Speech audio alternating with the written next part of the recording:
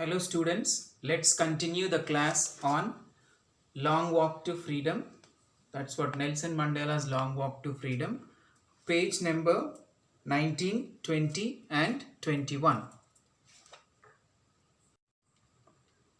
On the day of the inauguration, I was overwhelmed with a sense of history in the first decade of the 20th century. A few years after the bitter Anglo-Boer War and before my own birth, the white-skinned peoples of South Africa patched up their differences and erected a system of racial domination against the dark-skinned peoples of their own land.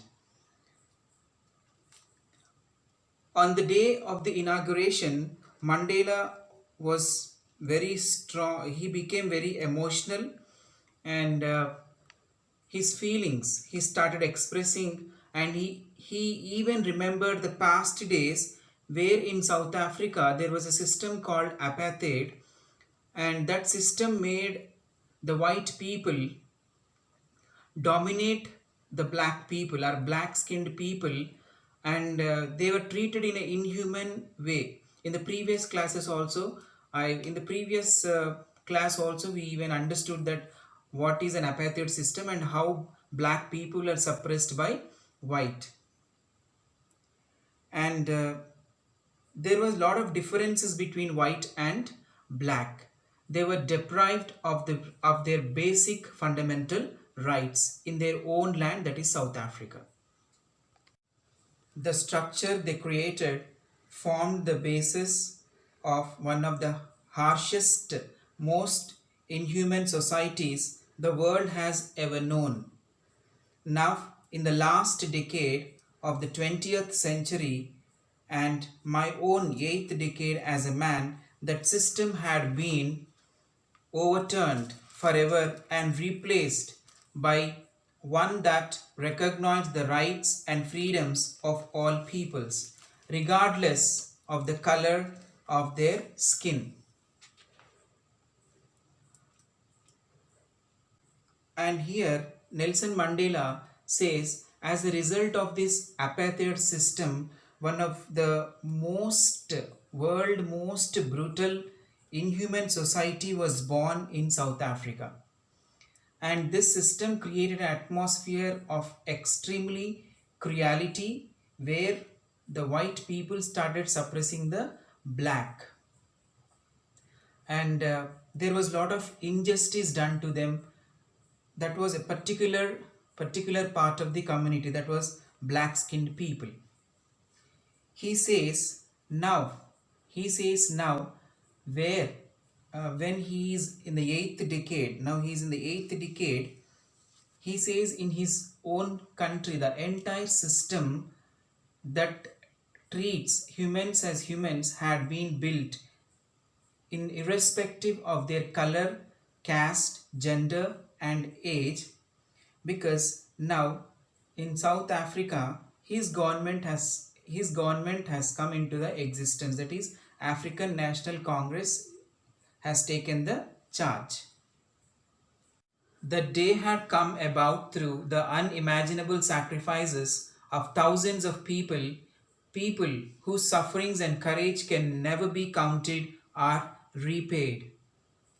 See, it is true that we all know, or we all are aware about our freedom struggle, as we all know that there are many eminent personalities who sacrificed their lives for the sake of our freedom. In the similar way, for the sake of freedom in South Africa, many eminent personalities and many people sacrificed their lives. And for that wonderful day, means the day where he was taking a where he was swearing on, that day he says it's a wonderful day to South Africa, and he remembers all those people, their sacrifices never be counted or repaid. I felt that day as I have on so many other days, that I was simply the sum of all those African patriots who had gone before me. That long and noble line ended and now began again with me. I was pained that I was not able to thank them and that they were not able to see what their sacrifices had brought.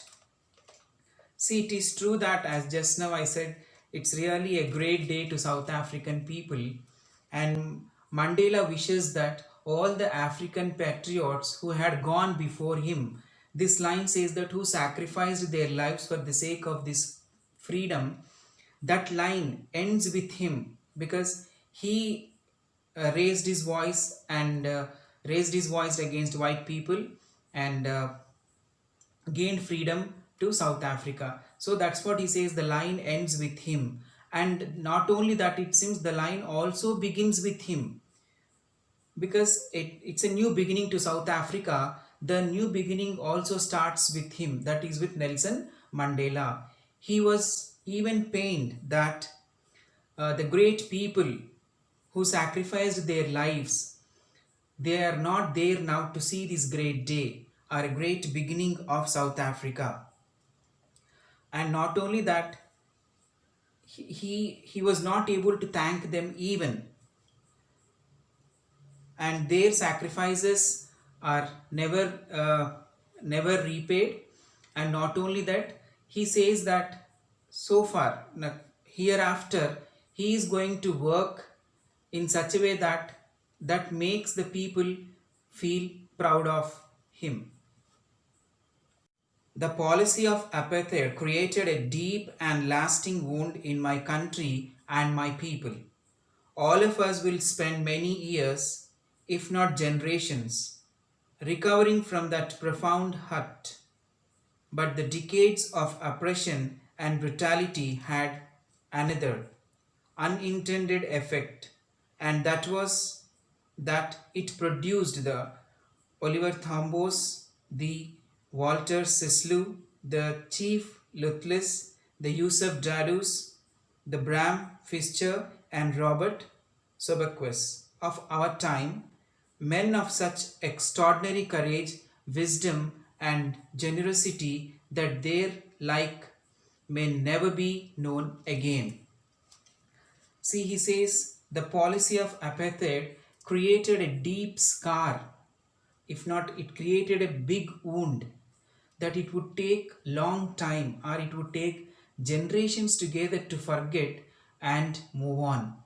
Nelson Mandela says that this apartheid system had a negative impact, but it made lot of strong people and courageous leaders to raise the voice against the white people for the sake of freedom. And he also says the leaders like Oliver Tambo, Walter Sisulu, Chief Lutley, Yusuf Dado, Bram Fischer, like this. These people who are very inspiring and great personalities, such people are never seen again, and their sacrifices are really great. Perhaps it requires such depth of oppression to create such heights of character. My country is rich in the minerals and gems that lie beneath its soil, but I have always known that its greatest wealth is its people, finer and truer than the purest diamonds. Here Nelson Mandela says that he says that apartheid system really created such a heights of the character, and people realized that where they are and what they are losing and how they are treated. For this it took a longer period of time for the people to realize actually their rights and their rights and what are they losing actually, how they are looked down in the society. And not only that, it seems, see here, Nelson Mandela says that Africa is very rich in minerals and gems. And it's not only that, it's true that uh, it's not the gems as well as diamonds. The greatest wealth of any country is there, people actually got it. And there is a quote called, we need to remember a quote at this time, great saying, that is, not gold only men can make the nation strong. Here, Nelson Mandela also says that people of his country are very truer and purest than the diamonds. It is from these comrades in the struggle that I learned that meaning of courage. Time and again, I have seen men and women risk and give their lives for an idea. I have seen men stand up to attacks and torture without breaking, showing a strength and resilience that defies the imagination. I learned that courage was not the absence of fear, but the triumph over it. The brave man is not he who does not feel afraid, but he who conquers that fear. It is from the above mentioned leaders. So far, I mentioned some names, Oliver Tambo, Walter Sislu, and Chief Lutley, as these great leaders from these great nationalities. He gained courage and strength, it seems. That is Nelson Mandela. And he had seen men and women risking their lives for the sake of freedom. Even they bore very patiently the attacks and ill treatment also, but they never stepped back for fighting for the freedom. He learned the absence of fear is, he says that the absence of fear, it is the ability to overcome the fear. The men who overcome this fear is brave. No one is born hating another person because of the color of his skin or his background or his religion. People must learn to hate, and if they can learn to hate, they can be taught to love. For love comes more naturally to the human heart than its opposite. It's true that no one in the society is born low, or we have no right to hate anyone, and we have no right even to separate a person or look down a person on the basis of their skin color, age, gender, and religion. He also says that if people are taught to hate, it's true that they can be even taught uh, love also. If not in the other version, if hatred is a contagious, it is true that love is also contagious. It also spreads person to person. And as a human being, it is our primary duty to love and respect a fellow being. It develops a brotherhood. Even in the grimmest times in prison, when my comrades and I were pushed to our limits, I would see a glimmer of humanity in one of the guards, perhaps just for a second, but it was enough to reassure me and keep me going. Man's goodness is a flame that can be hidden but never be extinguished.